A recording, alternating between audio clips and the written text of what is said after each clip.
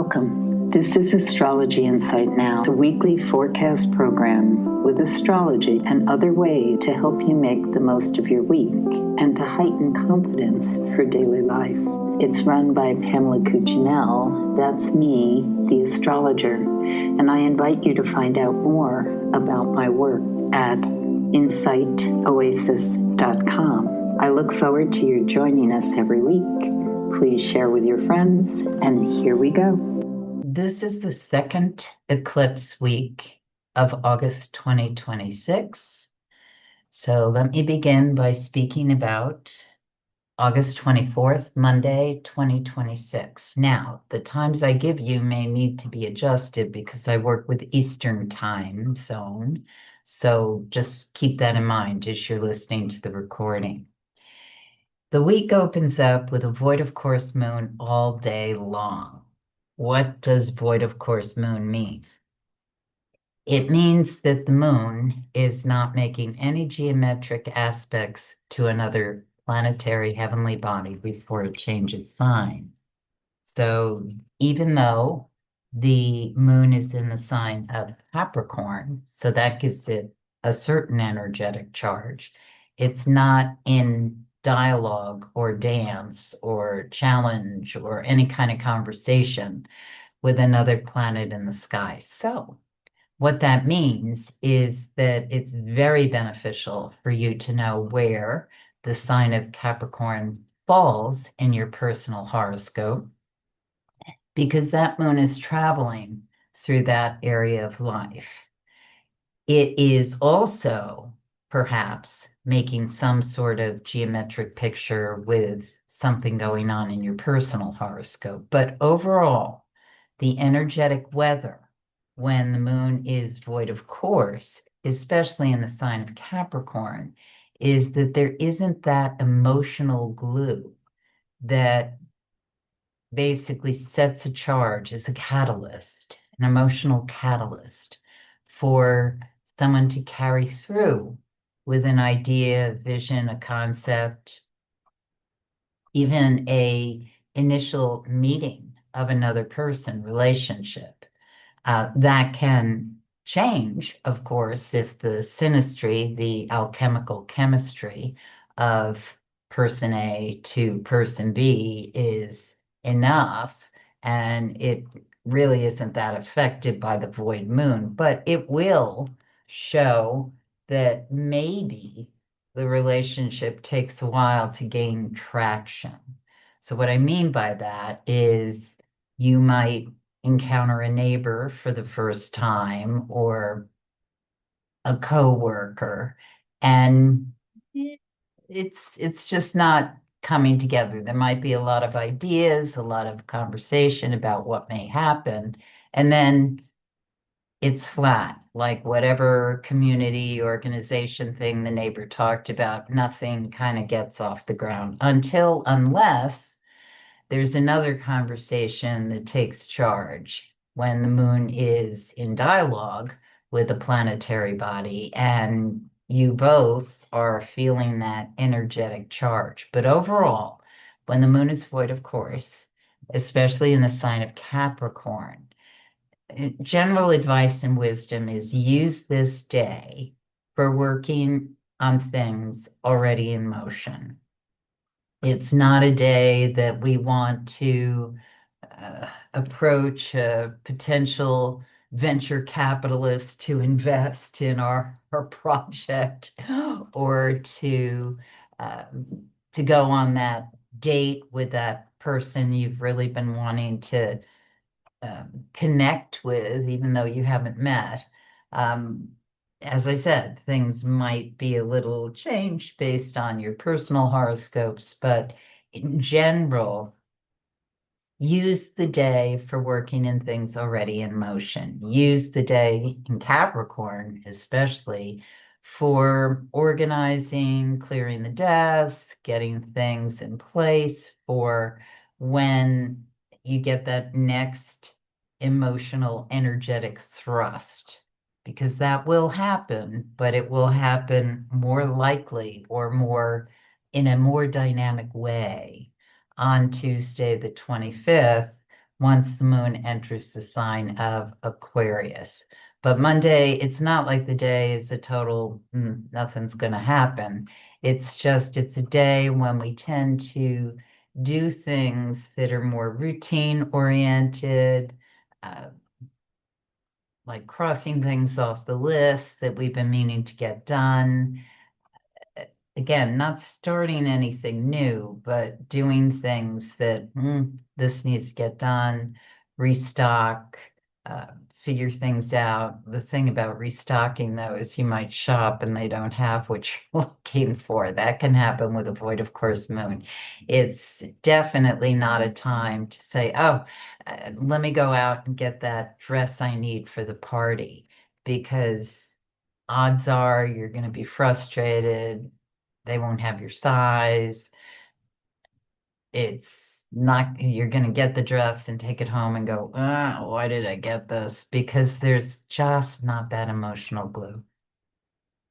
So Tuesday, the 25th, is when the moon finally enters the next sign. It enters Aquarius at 5:02 a.m. Eastern Time.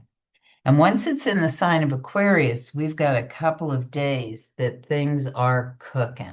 And what I mean by that is Aquarius is an air sign. It is the sign that, among other things, is where we put networking. Not that you can't network if you're not an Aquarius, but by its nature, Aquarius has the wherewithal to go to the networking event and figure out how to make the connections that want to be made, not necessarily logically, but just sort of intuitively. Let's say you're shy. That kind of energy with Aquarius figures out strategies. Okay, so how do I meet people if I'm shy and I have to go to this event? Well, arrive early and help out. That's a great way to, not super early, but be one of the first people who walks in and see what you can do to help out, or other things that allow that sense of find the person who's not talking to anyone and have a conversation with them. Weed out the people who are maybe even more shy than you are. So there's ways to do this, and it's a strategy. Aquarius energy is really good at saying, okay, how do I solve this particular problem? Even if it's not innately something you do, when the moon is in the sign of Aquarius, you might make those connections with people who can ease that kind of how you put things together, and especially people together. Who's the right person for this job? What's the right connection here? I'm looking for someone to help me with this particular project or idea. These are things that can really take off over these couple of days because of the way the moon is traveling. One of the first things to get over, especially in the early morning on Tuesday, is if you have any, like let's go back to the example of being shy. Let's say that's just a way you are, or perhaps in the cases of some people, it's a place where they've put themselves because they weren't really recognized or appreciated for who they were. So they aren't necessarily inherently shy, but they've learned to hold back. So those kind of licking the wounds or saying, okay, let me get up and try again or try a new strategy. Those are good things to kind of look at and sort of feel out in the early morning on Tuesday. Just say, what is hanging around and I might need to slough off in order to go into this situation that I'm putting myself in, or figure out how to get this certain project or thing I want to do? What's the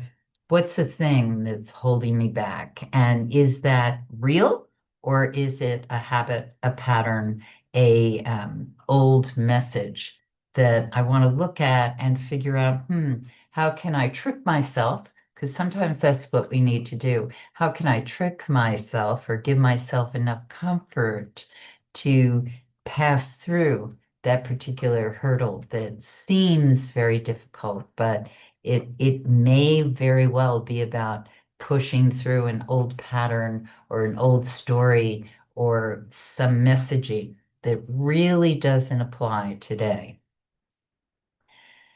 The thing to be on the alert as we approach the later morning into midday is that there's a picture in the sky where the moon aligns with Pluto. So the moon in Aquarius, way, way out in the solar system, is Pluto in the exact line as we're standing here on Earth.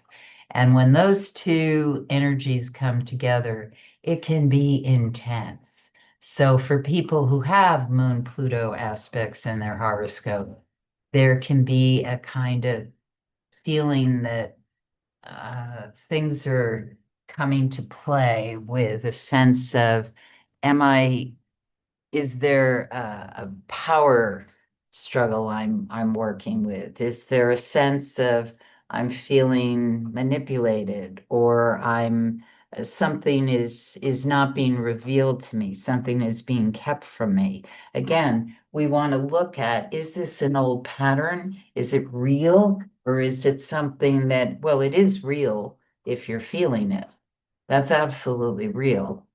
But the real question is this present in the same way, or is this bringing up, triggering perhaps some old memory or situation that keeps me from my full sense of power and expression?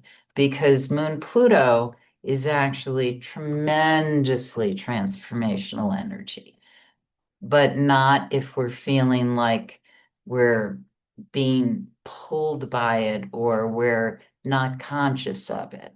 It's powerful and incredibly useful and transformative when we understand where it's coming from and how to work it in a way that is productive, transformational, and provides ways of moving into new situations, new growth, ways of re-energizing in a way that is dynamic instead of regressive. So if you feel this is around you in some way, it may be someone close to you, it may be a coworker, it may be a boss, it may be a child. You may be noticing, what is this dynamic that's happening where I feel like it's a war of wills? If possible, using that Aquarian sense of objectivity, because that's one of Aquarius's gifts of stepping back and looking at the big picture and analyzing, why is this happening? When we're able to do that, we're able to mine the jewels, find the piece that actually is, well, the hardest substance we know is that diamond. And that you do by digging into things that are maybe not always comfortable, maybe a little need to be revealed. The other thing we may notice on Tuesday, is something that gets revealed in perhaps the wider sphere, the news or information. That is something that's going to keep revealing, especially this year, especially as we're approaching this next eclipse. So this day, Tuesday, tremendously productive day for making connections, verbal connections, um, communications, ways that you're figuring out uh, connectivity problems, things, anything that has to do with how you bring people together in ways that create a powerful force. And that is offering so many solutions as we work through this Pluto and Aquarius cycle, which will go on for years.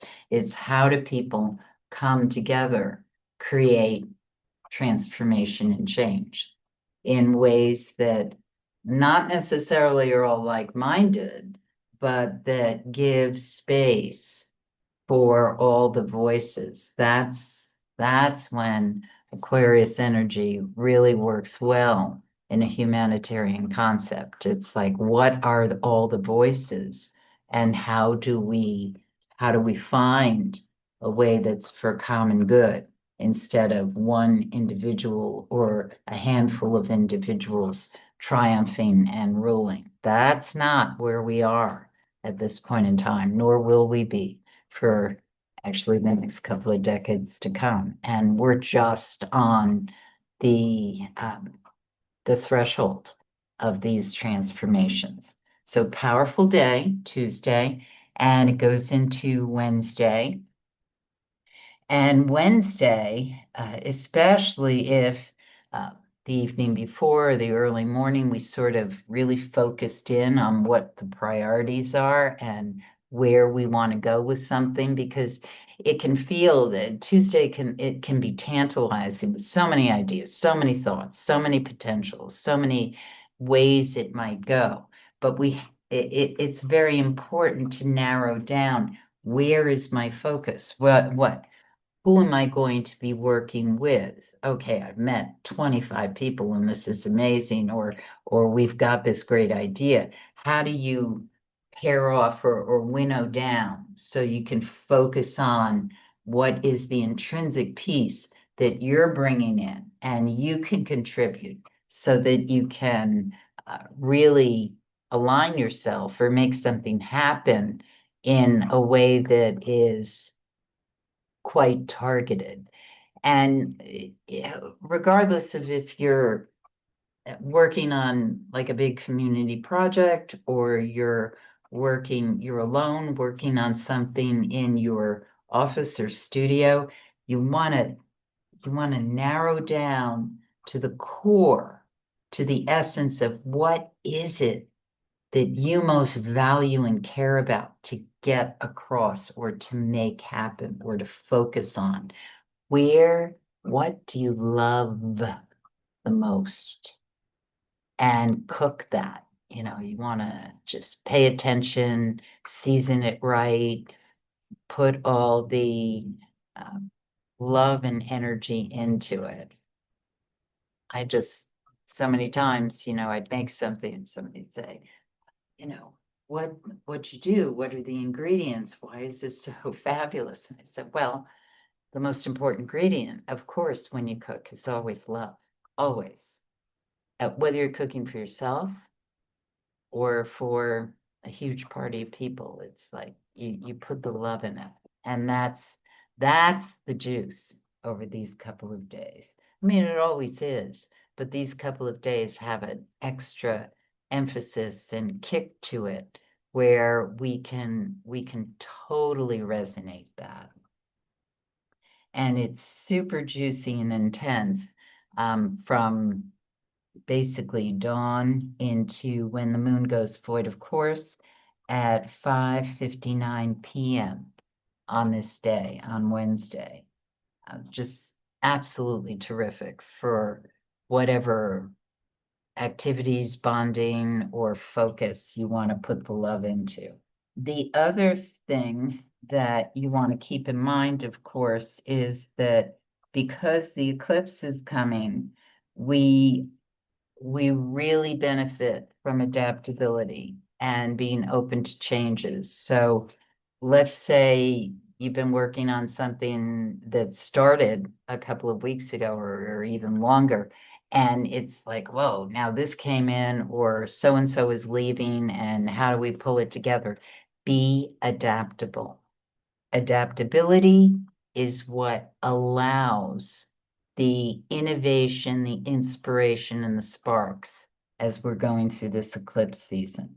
So once the moon is void, of course, in the early evening, then it is void for the evening in the sign of Aquarius. So just bop, bop, bop, bop, bop, talk, talk, talk, talk, talk, share ideas, but do not finalize anything until we get into the next lunar lunar sign. And that'll be when the moon enters Pisces on Thursday, rather, the 27th, but it doesn't do that until 3:04 p.m. So the morning, afternoon is just a lot of connecting, like following through. Aquarius, it's a fixed sign, just follow through, work on things you're already doing, and follow up, be specific, and also adapt. Once that moon goes into Pisces, now we're heading towards that eclipse energy. So here's what's going on. The eclipse, which is a full moon in Pisces at 4 degrees 54 minutes, occurs exactly at 12:18 a.m. That's a little after midnight, so it spills into Friday the 28th. That's when the eclipse is exact Eastern time. And this eclipse is supercharged with this is what I'm going to do energy. Now, the interesting thing about that is that it's in the sign of Pisces. Pisces is mutable water. And Pisces energy is not necessarily direct. It can be incredibly constant, but it is not necessarily direct. So it's soft often, or it is subtle, and it is unrelenting. It's that one friend of mine used to call it's the soft hammer. It just keeps, or the water drip. It just keeps on. And this lunar eclipse especially has tremendous ability to keep on. So that's why we have been gathering momentum towards what is it that you want to put your focus and energy on. Now, the interesting thing about this particular eclipse cycle is that, okay, with that new moon in energy, we might have determined, okay, I am focused on this creative project or this community goal or this this thing or focus or goal that I'm going to work on. But the key is adaptability, being able to dance, to move as you need to with the partner, and the partners may change. And you may be dancing solo at times. But there's so much about the consistent, the sense of this is the goal, this is what I'm going for. So this lunar eclipse, when it occurs, is one of the things to keep in mind before it's exact is that there may be a lot of like changeable energy. It's like things might seemingly come out of nowhere. And that's part of the key of adaptability. And I think what's important with that is one of the images I get is when I've talked about this many times because I'm historically a swimmer. I'm not really someone who's done a lot of canoeing or kayaking or rafting. But in swimming, especially in the ocean, there are times when the current takes you places that are not necessarily where you want to go, and you have to figure out how you're getting back to shore and to basically store energy if because you can't fight it. So you have to figure out how to work with it or move in ways that allow you to get where you need to go. And ideally, you don't find yourself in that kind of, well, especially a riptide, because that's going to be something that is difficult to sustain. I don't necessarily foresee a metaphor of riptide, but it can happen, again, depending on your horoscope, if you are experiencing a lot of what feels like pivots and unexpected situations and things that are not necessarily easy to navigate at this point in time. Because of the eclipses, the value is to keep your eye or your desire on the goal, whatever the goal is. And so perhaps as you're moving through this, it doesn't seem obtainable right now, or something is shifted to the point where the original plan is not going to come together. The valuable thing with this eclipse, especially when we get post-it, is to be looking for or evaluating what's coming in.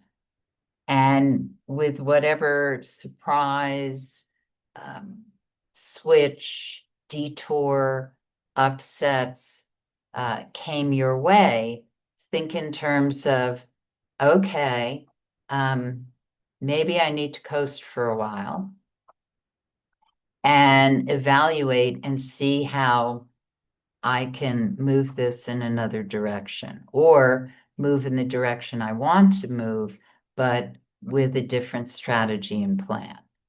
Trust that that's coming in, because the lovely, lovely thing about this eclipse and Piscean energy is that when we get out of our way of attachment to how we thought it was going to happen, that's when the inspiration or new pathway can come in.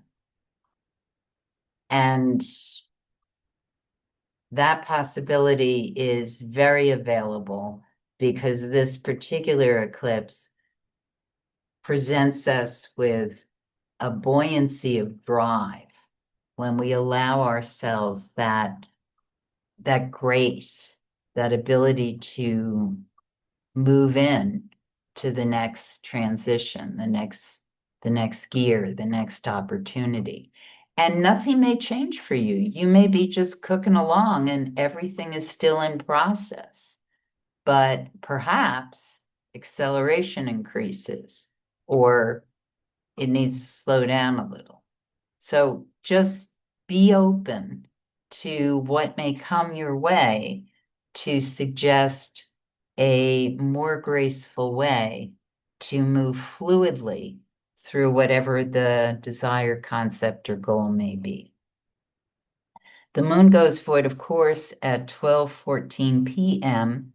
on Friday, the 28th. And then it basically is void, of course. Whew, it's void, of course, all afternoon. And then through the next day until 10:38 p.m. So I think the loveliest way to spend Friday afternoon, Friday evening, Saturday is to be open to whatever inspiration may come your way. Moon in Pisces is so much about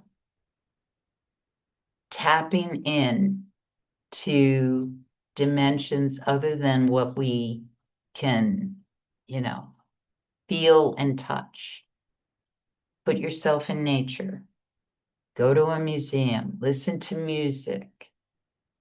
dance, do things that allow you that lovely, lovely sense of floating, of just enjoying the moment in whatever way possible, even if you're tremendously burdened.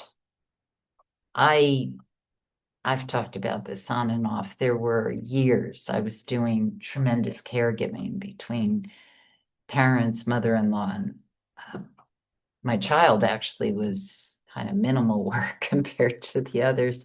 But I would be going back and forth to senior housing, doing all these different things, and nursing homes, and working, and maintaining family. And I had these pockets of nature that I would go to: woods, shoreline, river. And for 15 minutes or whatever in my journey back and forth, sometimes the luxury of longer, I would just be in nature and just absorb. And I cannot stress enough the good medicine of doing that, because it lifts the spirits. It can put you in another place. And it reminds you that there's so much more in the world than whatever you're dealing with at this point in time. Okay, so once the moon enters the next sign, which will be Aries at 10:38 p.m. on Saturday the 29th, and it rides through Sunday midnight. So this is the story for this. So into Sunday, Aries moon, first sign of the zodiac, fire, cardinal, it wants to move. So it's a high energy period. The only thing I would say to note is, especially as we approach evening, some tempers may be short. There can be some frustration. It's super important on this day to find a way to expend energy in a healthy way. Walk, run, swim, whatever your body naturally or easily does. Don't push yourself farther than your body is used to doing, but make sure you have some sort of physical outlet to move. Because when we move the chi, when we move the energy, it's much easier to direct it in ways that are positive and constructive. So this is a dynamic day. And the most important thing with it is you want to keep in mind that if you're working in some capacity with a person, other people, or pushing the envelope with like stretching dollars or finances, is maintain balance. It's not a good day to overextend, push too hard, or assert without paying attention to consequences. That's an important piece. It's okay to know where you want to go and to express it, but it's most valuable to not push farther than where the wallet or the people are willing to go, because otherwise you're going to hit consequences that aren't going to be that comfortable. You have been listening to Astrology Insight Now. Please share with your friends, and if you'd like to make a donation, you can do so at astrologyinsightnow.com. Have a stellar week, and we hope to see you next time.